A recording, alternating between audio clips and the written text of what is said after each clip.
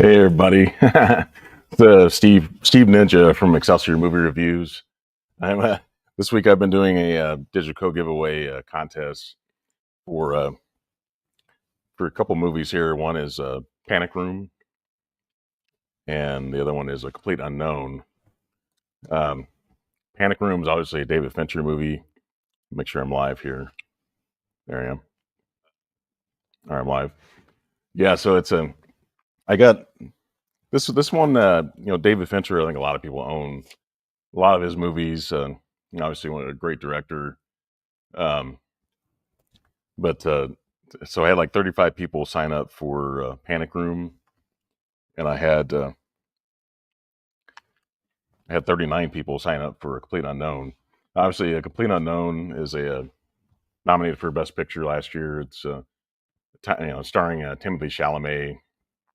I think it's a great movie. I've learned a lot about Bob Dylan the last couple of years. I've had his the Essential Bob Dylan. It's like a 2 disc set, basically like greatest hits kind of collection. I've learned a lot about him. Very interesting. He's 83. He's one of the few people that have had a biopic that are still living. He actually helped James Mangold actually kind of get some facts right about that period, which is always a complaint about biopics. A lot of times the person's passed away, and people lose it. And basically, when they find out that the movie's not exactly accurate, or time periods are changed for the film, because they're trying not to make a 3 hour documentary. Basically, they're trying to make a movie that'll be entertaining, and they kind of mix things together. And that's what happened with Elvis. A lot of people complained about Elvis, about how things were changed, and they kind of made it more modern. I kind of like Elvis a lot, but this movie is more. It's more true, as far as it's like about 2 hours, or maybe a little over 2 hours. And like I said, Timothy Chalamet is really great. Monica Barbero is really great as Joan Baez in the movie. Um, I really like Edward Norton as Pete Seeger. He was like basically like kind of like the godfather of folk music.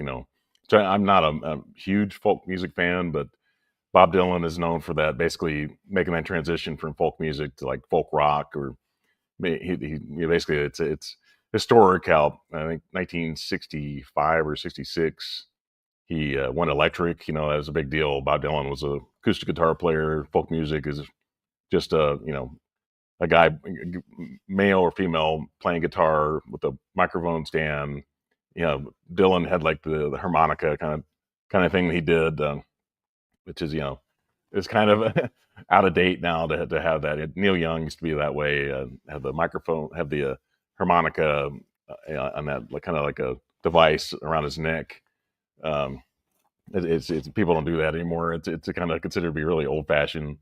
But I liked what this movie brought. I think it's Timothy Chalamet had been working on this movie for like 6 years. I think the pandemic kind of sidelined things for a while, but he really studied Bob Dylan a lot, and I thought he did a great job. He got an Oscar nomination, didn't win, but Adrian Brody was pretty good in The Brutalist. Obviously won an Oscar before, so it's hard to beat that. And Ray Fiennes is really good as in Conclave. They were all nominated for best actor. So one of these days Timothy Chalamet is going to win an Oscar.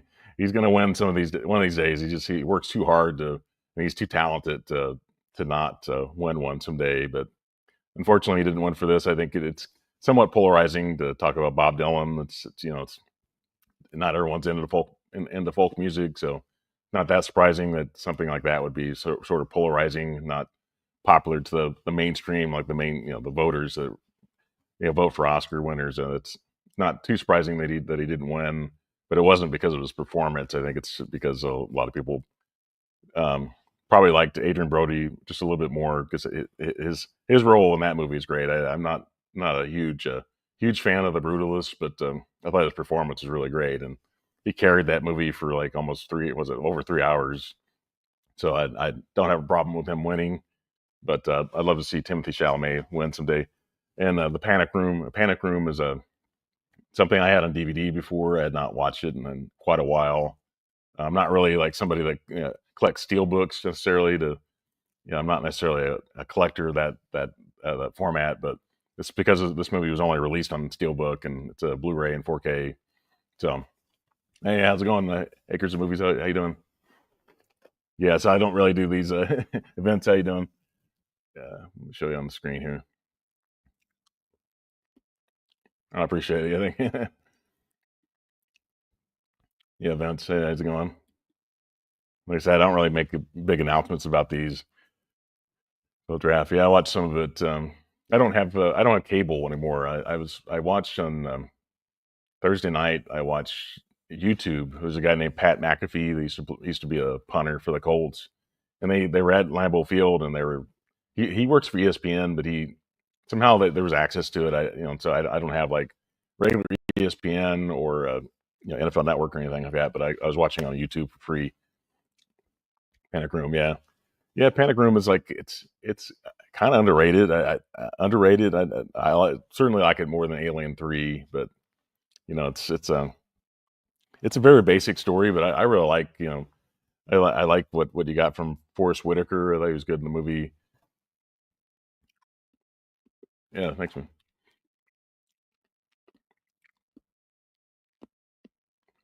I haven't seen Frantic in a while, and Rising Sun. I've seen it before, but I don't really remember a lot about it. But Entrapment. It's been a while since I've seen that one too.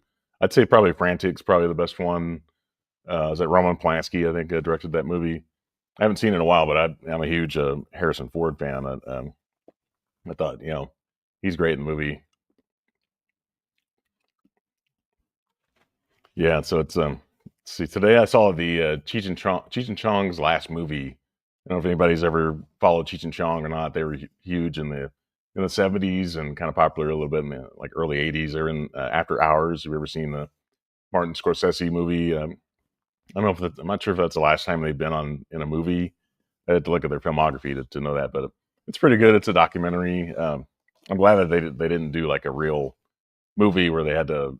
I think they did technically had some like lines that they read at some parts. I think I don't think it was. It may have been improv possibly, or it could have been scripted sort of in some parts. But they showed like the history of Cheech and Chong and kind of their friendship and partnership as far as they were like comedy troupe back in the 70s. Um, and it was kind of interesting. It's maybe a little it's like 2 hours long or so, maybe a little bit overly long, but it was entertaining. Tommy Chong is like 86 now. So it's amazing. He doesn't look his age really. He still moves around pretty well for somebody his age. So I enjoyed it though, but I had to watch that. I wanted to see The Accountant too, but The Accountant 2 is, but Cheech and Chong, it has like a limited release. It wasn't shown on a lot of screens. This was at an AMC today, and like it was only on. Cheech and Chong said the first movie time was at 4:20 p.m. So if you know Cheech and Chong and their history with marijuana and stuff like that, it's funny that they would. I don't think that was just by coincidence that they started the movie at 4:20, or the preview started at 4:20, and then the next showing was like I think at like seven something, and then there was like the showing like tomorrow night like at 10:15 p.m. So it's like I guess I'll go see Cheech and Chong today and check The Accountant 2 tomorrow. So I like the first one quite a bit. So yeah, they did talk about that. Yeah, there was some. It's like water under the bridge now to Cheech and Chong, but there was a history there where Tommy Chong wanted to direct a lot of their movies. I think Lou Adler did Up in Smoke, but then after that, but they had Lou Adler's in the movie too. If you've ever seen, he was like a music producer and he directed this movie, but he was he they signed a contract with him that was it's kind of shameful that he did this to them because he basically they signed a contract that I think where they only got like 10% of the gross uh, from the movie, and he got like 90%. And it's like, uh, and they still, I guess they're friends now. There's a part in the movie where Lou Adler makes an appearance in the movie, and I guess it's water on the bridge now. But They because he helped them, Cheech and Chong get their albums like back in the '70s. He was like a record producer and got those made. So they owe him a lot in that way. But it's shameful how back in the '70s, like musicians and actors just got ripped off by people if you didn't have like a lawyer, look over a contract. So many people got ripped off, and movies and music. It just like it's shameful how I think a lot of younger people now over the '80s and after all learned a lot from how those artists got ripped off quite a bit. It's because Cheech and Chong were like Up in Smoke made like over 100 million. And it was like in back in the '70s. So it was I don't know if that what year that was, 77, 76. So that was a lot of money back then. Peter Fonda. I've never seen that one. I know Peter Fonda quite a bit. Jane Fonda's brother. Um, I've never seen that movie. But Lou Adler, he said I didn't even know he was still alive. To be honest, because like I said, if you watch like L.A. Laker games, like he's always for years. I'm not sure if that still happens now, but he for years he would sit next to Jack Nicholson on the court side at the Lakers games, and I haven't seen the Lakers play at home in so long because you had to have cable now to watch a lot of NBA games, and I don't pay for cable anymore. I don't like I don't watch cable. Like I watch so much YouTube and so many movies. I don't really. I used to have like I used to have Sling TV. I think you paid like $40 or $45, and like I was paying that every month and never watching cable. Just rarely ever having it on. So that why am I paying for this? I'd rather pay for a membership to AMC or Regal and actually go see movies than to sit at home watch TV all the time. But especially during the pandemic, I was home all the time, so it's like I always it was just a relief to get out of the house and go see movies and stuff like that. Especially when movies theaters shut down for 6 months back in 2020. 'Cause that killed me. Because it's like the movie theater experience for me is it's a sanctuary, and just to not be able to get out of the house and go see a movie was just it's just as other people don't appreciate that as much now. But for me, it's just a different experience. Even though I love movies, watching movies at home, obviously I love that. I love physical media, and so for me, like when I go see a movie in a theater, I decide if I really like a movie, I'll go buy it later when it gets released in physical. And some people now don't go to the theater and they just buy everything on physical media, and they find out that they they don't like the movies and they had to resell. They had to sell the movies, and you know a lot of places don't give you what you paid for. Even with like Criterion, um, you pay 20 even during like a sale. If you pay $20, you're likely not to get like a you might get like a $10 store credit maybe at a lot of places, and it's not exactly worth the same price as what you paid for it. That's why we like even with Criterion, I'll scout out a movie quite a bit and wait for recommendations. And if I like the director and like the cast, and if I've heard so many great recommendations about the movie, I'll buy it on physical media. But with Criterion, I study things a lot. And I have a list on my phone that is a wish list that I'm ready to when I buy something. I'm not too shocked, by it.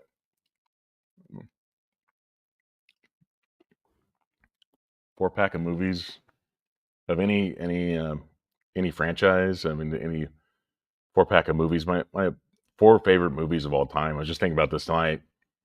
I love Empire Strikes Back. I love the original Star Wars. I love Jaws, and I love The Godfather. Those are always those are always on my list of favorite movies. And so three out of four are all from the '70s. I, I've learned even more about the '70s in recent years, um, and learned to appreciate it so much. Even though the effects aren't really as great back then, but there's so many movies that are just timeless from the '70s, and I love the '80s too.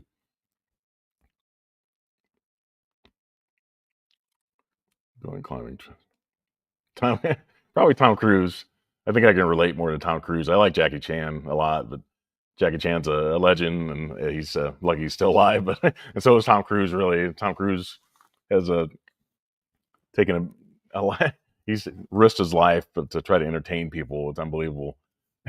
Just like in that with that one of the Mission Impossible movies where he jumped from one building to the other and broke his leg, and then had to limp off the screen. You know, it's like wow, like, it's really not that necessary. And you know, CGI you can easily replace somebody's face and have a real stuntman. You know, it's surprising. I know he's a producer of those movies, and somehow he can get by without you know with usually they have to have like an insurance policy on the actor to be able to do that, and that's why they prefer to have a stunt person um, do that instead of having the actor because you know if you lose an actor like Harrison Ford was it the Force Awakens broke his leg and like they had to shut down production. It's expensive to do that, you know, especially with a big Hollywood film. um, Here's my niece. Hi Paige, love you. Look at the pictures on it. So Paige is going to be 13 June 18th. She's a twin. She has a sister named Sophia, and then she has two older brothers. She has an older brother that's almost he's almost 17. His name's Ethan, and then their oldest sister is named Isla, and she just turned 21 on her birthday is actually on April 1st. April 1st. That's her April Fool's Day is her birthday, and she's you know unfortunately if you have a birthday on that day, people are gonna tease you a lot. Unfortunately, but favorite movie.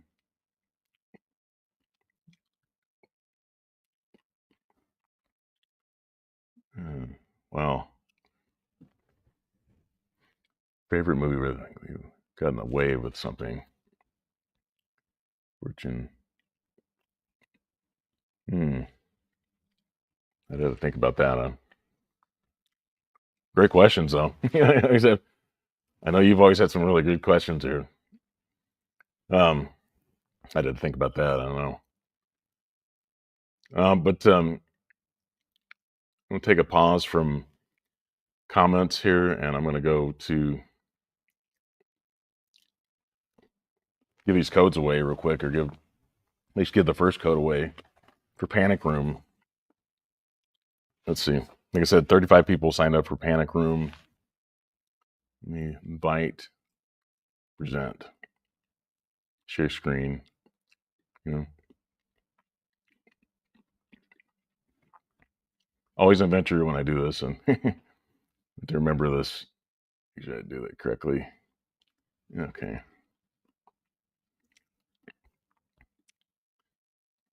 So I got the wheel here. Like I said, this is 35 people signed up for Panic Room. So Panic Room is A, 35. It should be, there I am. Okay. Check my phone here. Okay, so I'm going to go try to give this code away. Hopefully we get somebody new here tonight. There's some newer people on this list. You know, like I said, Panic Room. Usually I have like 50 or so people sign up for these, and 30. I got 35 this time. Like I said, a lot of people own David Fincher already, so they're not too surprising that we didn't get a ton of people sign up, but still, it you know it did well, and I love get a lot of the same people sign up all the time, and that's great, and to have those people that are still subscribed and hopefully get a chance to win, get to share these movies. Like I said, if I didn't do this on my channel, I would give these codes away to like a friend of mine that I usually give like a lot of codes away to. So one way or the other, the codes are going to go to somebody. So might as well share it with my subscribers. Um, all right, so let's go ahead. As far as this, the wheel, you see the spin here, and you see the arrow at the top.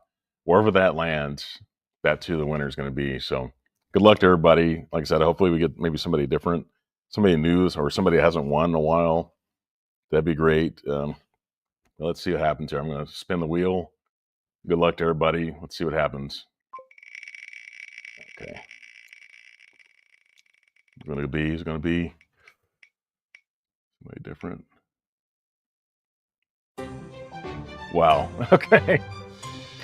So zone one, zone one is Glenn David. Wow. That's one of the reasons why I put like a different name in there, just because Glenn David has won before. It's been a while. It's been a few months before Glenn David has won. So congratulations, Glenn. You won the Panic Room. So I've never forgotten about you. Obviously, I just thought maybe get somebody to try like put like a different name on there so we don't have the same winner. But this Glenn David, I have zone one listed next to Glenn David's name here.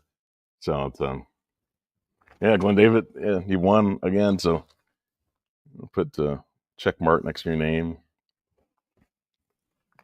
Okay, let's go back to the wheel here.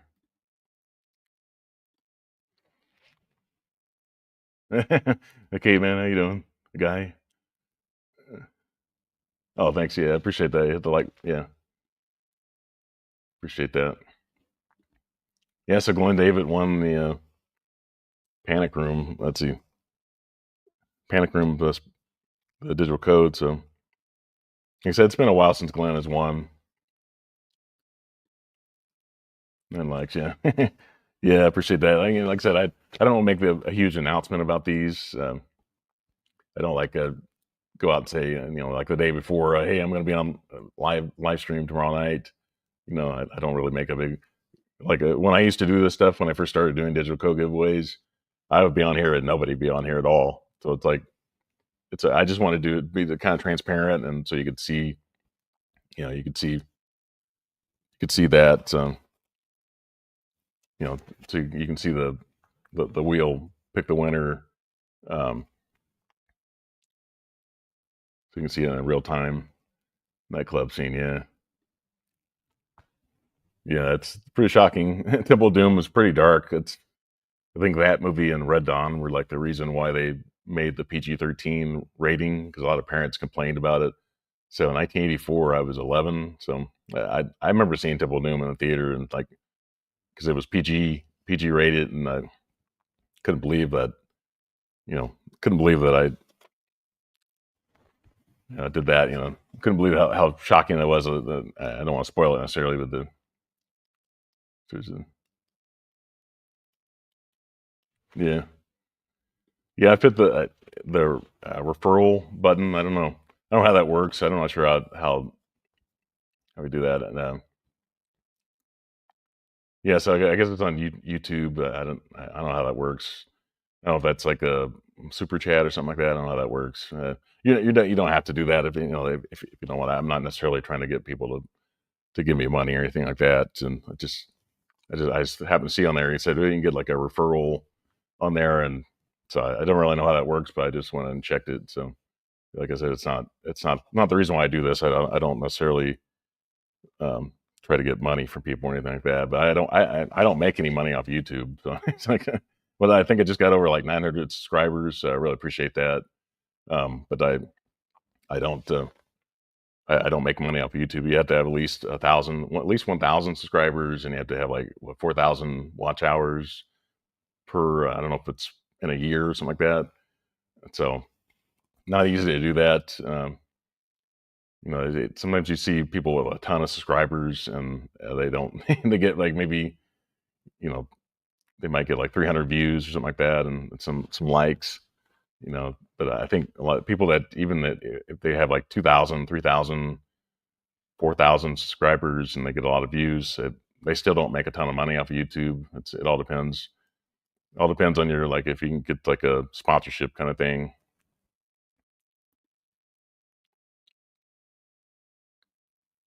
Okay,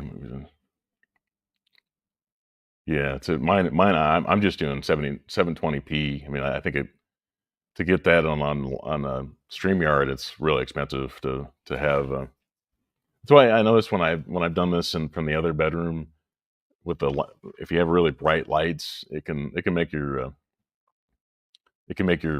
views look really good. But it's StreamYard. People spend a ton of money on that.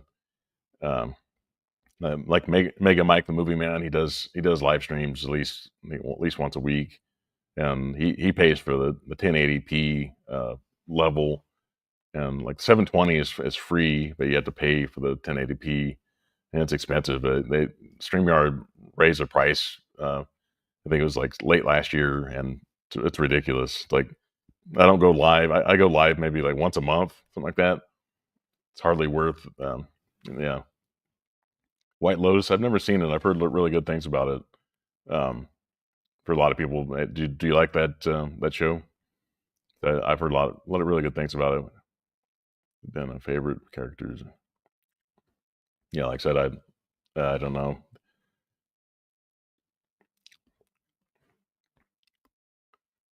Prime, yeah.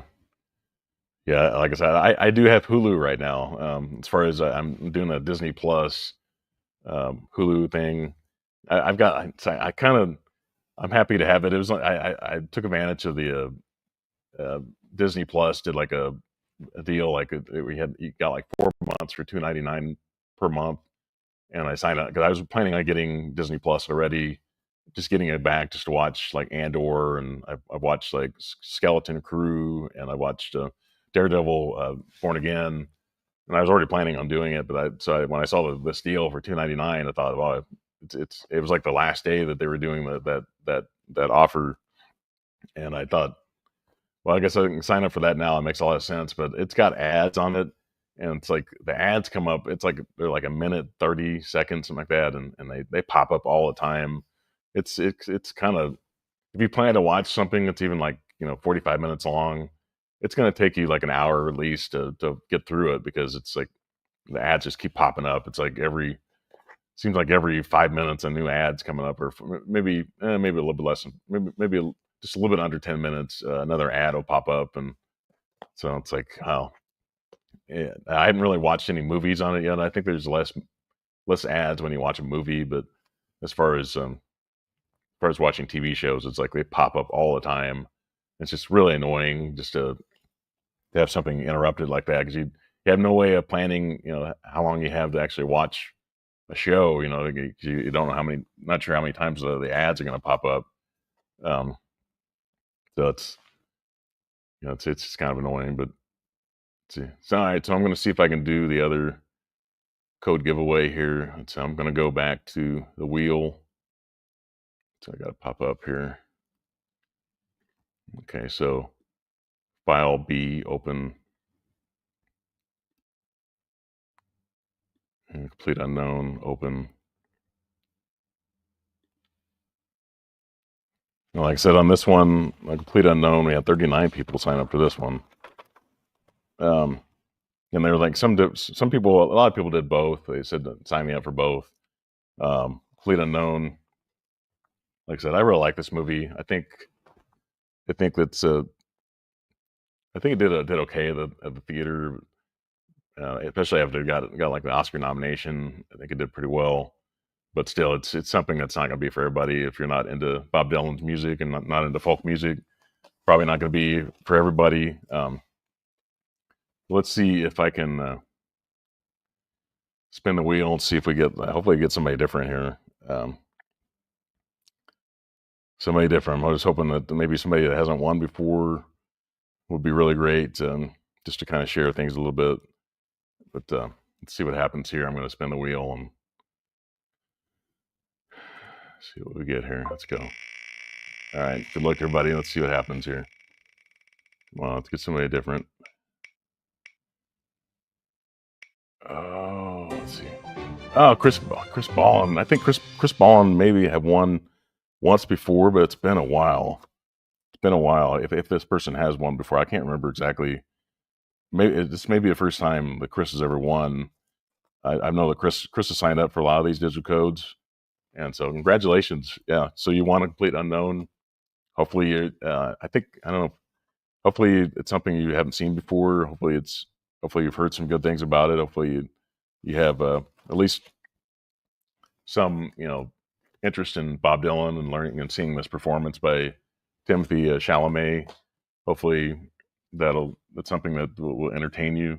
I think it's a lot of fun, especially when Dylan goes electric, I think it's phenomenal. And there's some scenes that times they are changing when he sings that song earlier in the movie. It's like it's phenomenal. There's some really memorable scenes in this movie.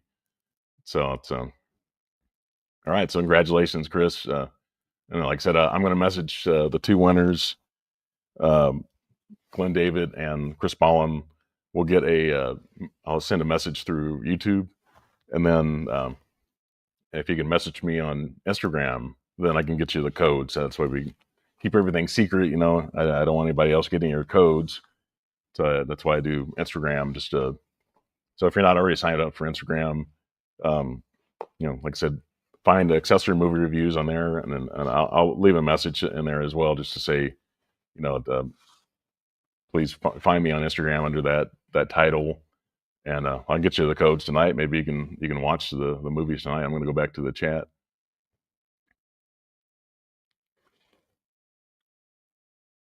It's stream 4K.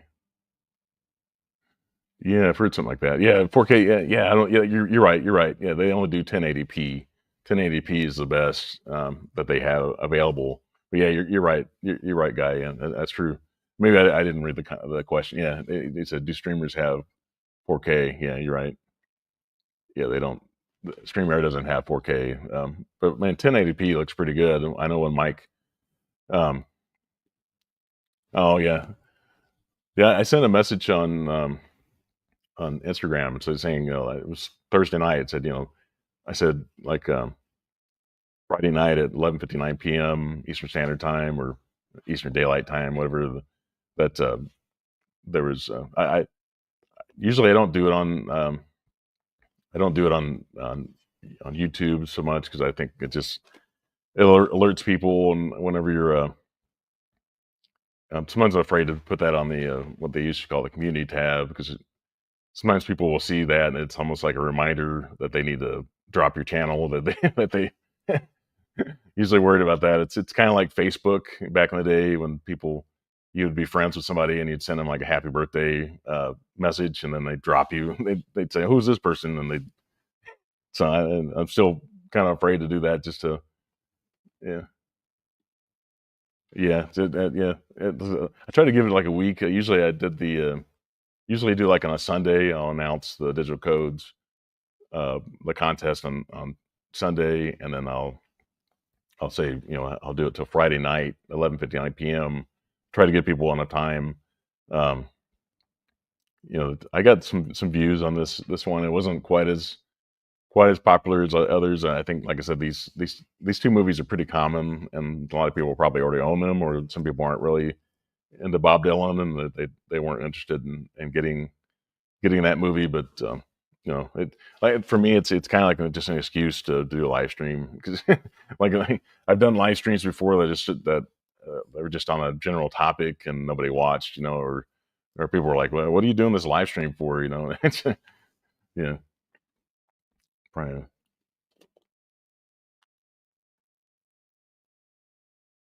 yeah, yeah. So I don't think I've ever had HBO Max, or what they call Max now, but Hulu. I've watched some stuff on there, but it's just that those ads are really annoying. I think even some people, they've signed up for Amazon Prime, and they still get ads, and they have. I think even if you pay on some of those, they'll still do ads and stuff. It's just annoying. It's like they they won't say how much they make off of streaming. I think a lot of companies are losing money on streaming, and I think the proof is when you start putting ads, in order to keep the price low and try to get more subscribers. To me, that's proof that you're not making a ton of money off of that, and just with streaming, like, they're killing movie theaters and they're killing physical media because of that. Like, just I know streaming is popular with people, but when you kill other ways of seeing movies, you're killing movies, really. Overall, it's like, movie theaters deserve better. I don't want to see movie theaters go away, and I don't want physical media to go away either. We've seen what happened with Best Buy. They're gone now, and as far as movies are gone now, and you go into Best Buy now, it's just it is depressing to go in there. A lot of times it's hard to find stuff to buy. Yeah. There've been so many times I've walked out of Best Buy, and when I used to buy movies there all the time, and music too. You know, like you can still buy vinyl there, but it's really high price. But um,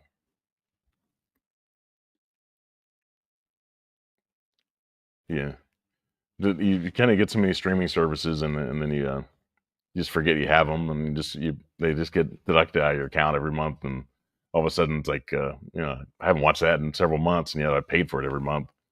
You know, yeah,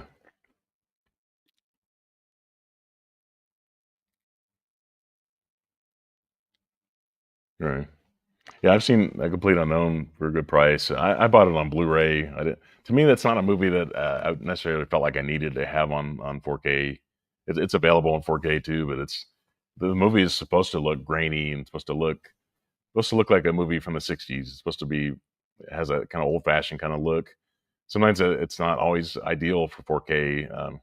A lot of 4K, people that are really into 4K exclusively, they want to save the format. But have you seen the prices on 4K? Like, oh my god, look at the Tombstone Steelbook. Was like $55, something like that, and I think you can't even get it on Amazon right now. Sea of Love. I think I've seen it before. Let's see. I think I've seen Sea of Love. Let me look here. I believe I have. I'll look it up right now.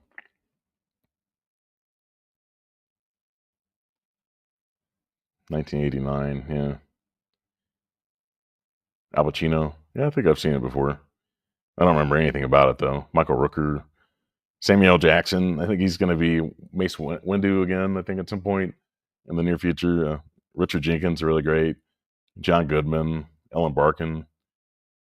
Yeah, it's a great cast. Got the old William Hickeys in it. And yeah, it's gonna be a great cast.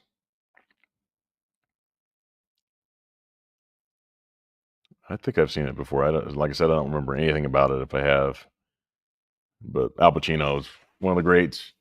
Love The Godfather. Love Heat. You know, I've liked some of the Sidney Lumet movies he's been in.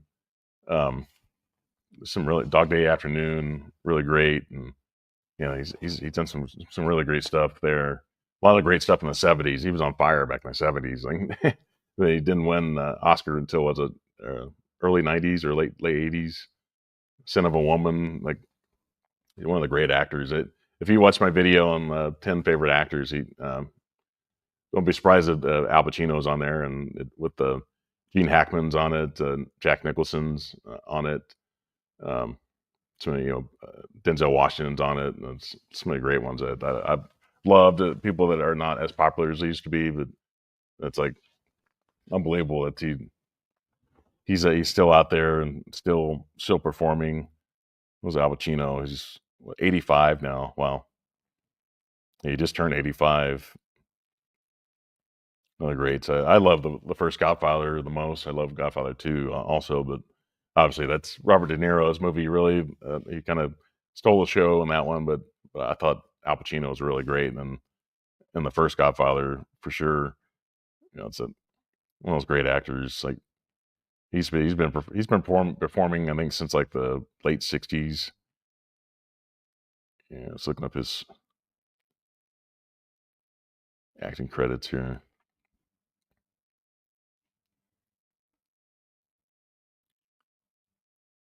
Yeah, Scarface, that was a great one.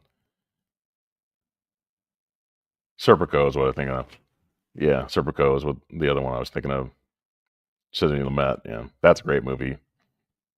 Like he did so many great stuff. So much great stuff in the '70s. Yeah, but I really like his performance in The Godfather. I've never seen Cruising. I know a lot of people have been talking about that movie.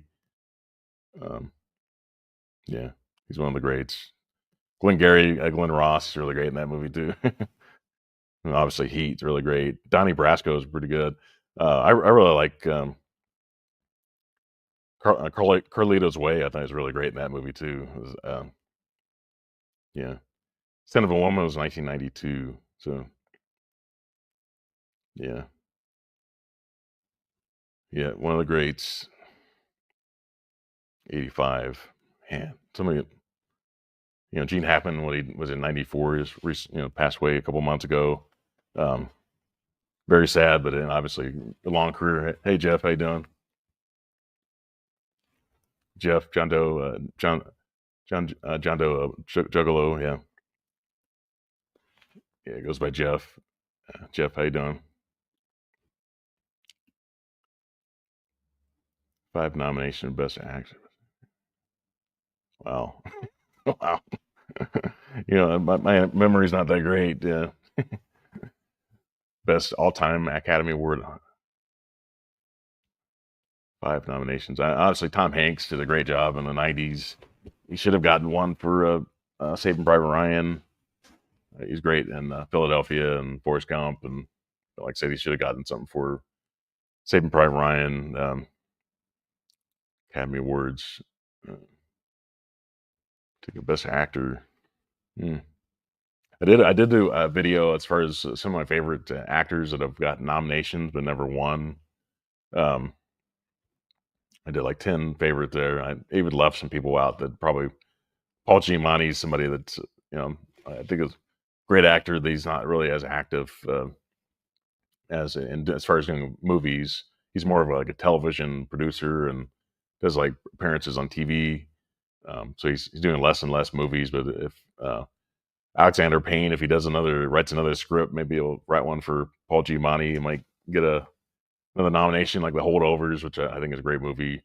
But it just doesn't seem like it doesn't seem like he's pushing as much to get Oscar nominations or doing Oscar caliber type of work. Like Harrison Ford is not really pushing to get Oscars anymore or trying to get nominations anymore. It's just kind of sad. Was he like 82 now? Like I said, Christopher Plummer is like I think the oldest person ever I think to win an Oscar. He was 82, just a few years before he died. It's like at some point that's why I say Harrison Ford should get like an Oscar. Not he should get like an honorary Oscar. I think at some point, um, if Samuel L. Jackson and Angela Bassett can get to get honorary Oscars, which I think they're both outstanding actors. Harrison Ford should be right up there. I think he's just as talented as they are. He's obviously known for playing Han Solo and Indiana Jones and Jack Ryan. Doing some of those franchises like that, and that kind of probably hurts him a little bit as far as doing popcorn movies and stuff like that. But he's still a great actor that I think deserves to get an Oscar now. At least get an honorary Oscar, because like I said, he's not really pushing a lot to get to do types of films that will get him nominations. So I said I love to see actors that I love to watch. I've watched all my life, and I love to see them get awarded and be recognized as being as great as they are. It's just a I think it's important. Some people don't think awards are necessarily important. They think there's a political structure in Hollywood that they decide who they accept and who they don't accept. And I guess it all depends on how nice you are to people sometimes, and it should be based on your performances. It should be based on your talent. You should get, and I would say a lot of people have won Oscars. Anthony Hopkins, one of the great ones. Just to name somebody there, as far as somebody that's won 2 Oscars before. Great in The Silence of the Lambs. He's one of the greats. Denzel Washington, like I said, he probably deserved to win more. Um, he's gotten several nominations, but he's deserved to win more. Al Pacino, he's what do you get? He has like 9 Oscar nominations. He's only won one. Glad he won one. It's not necessarily the most memorable performance that he ever did. It's sometimes they're just like honorary Oscars. It's kind of getting awarded for having a great career and doing consistent great work. Sometimes sometimes actors will just get rewarded for that, and so he actually won an Oscar for a performance in a movie as opposed to getting an honorary, which is like I think he should be quite honored to get an honorary Oscar.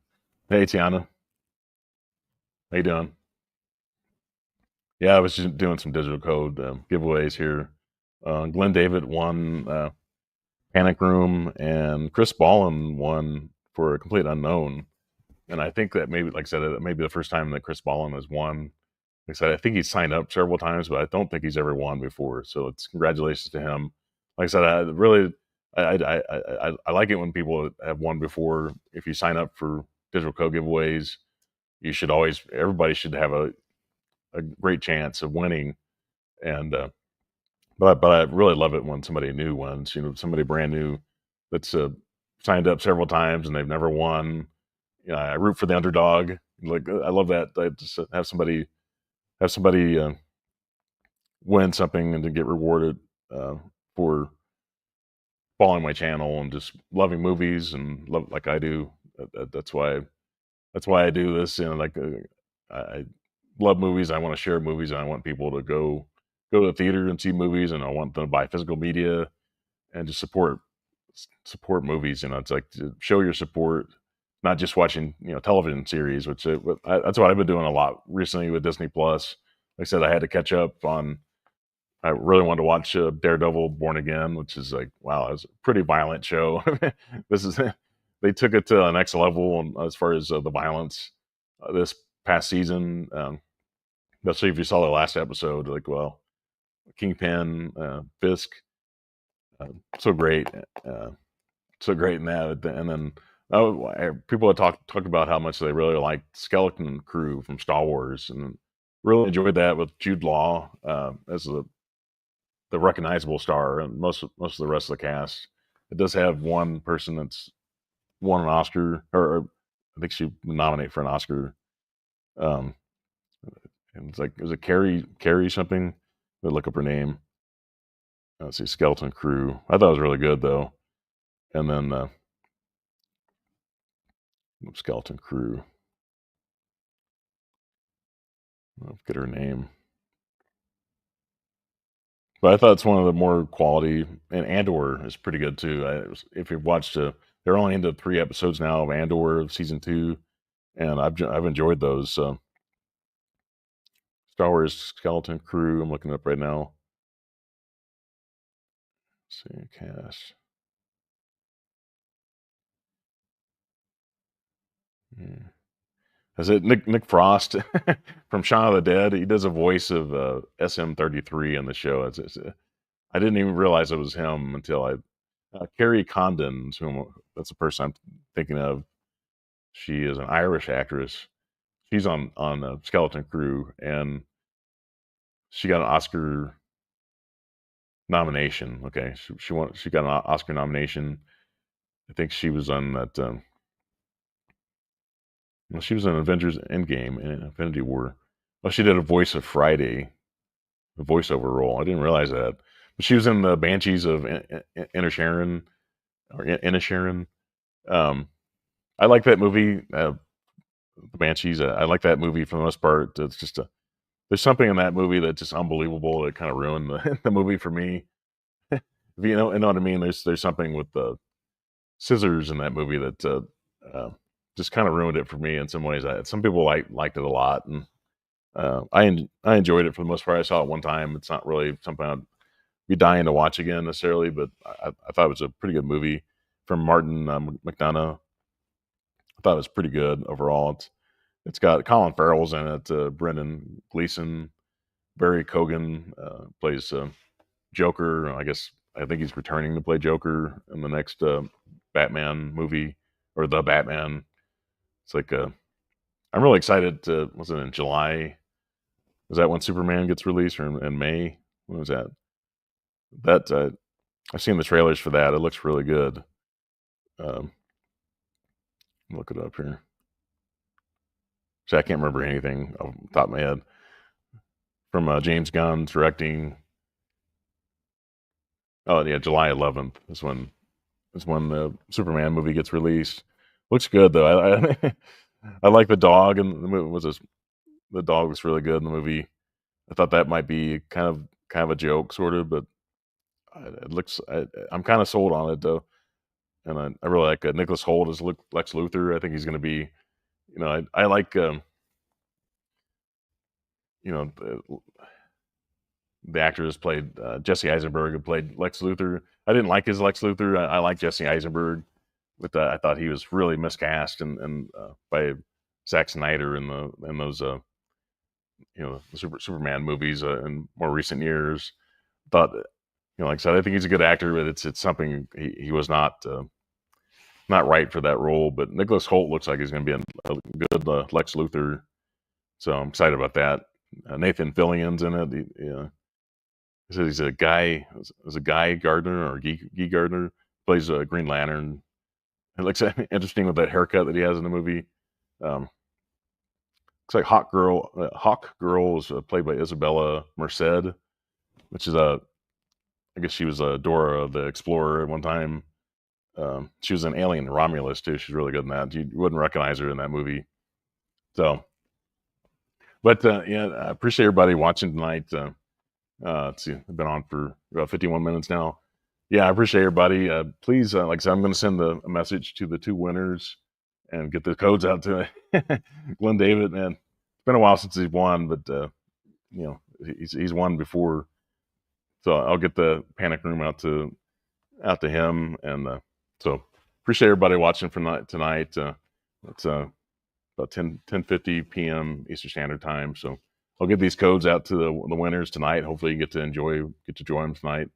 But everybody, I really appreciate you watching tonight. I'm going to hit end stream, and we'll do this again next month. Like I said, I've got at least one code lined up, and I think maybe another code's going to come sometime in May, and or at least probably get something before that, possibly. But I've got to have at least two codes to be able to do a digital code giveaway. I have to have at least two, just because I'm not going to do it for one. I'm not going to do it for three.